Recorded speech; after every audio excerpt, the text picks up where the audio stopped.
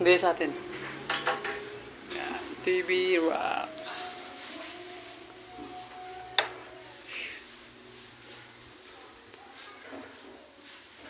Na iba-iba yung kulay ng ilaw. Merong puti. Ayan, puti.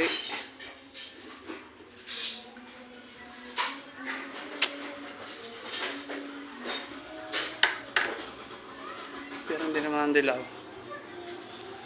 So yan, tantahan talaga yung TV kasi dyan hanggang 50 inches na TV to 55.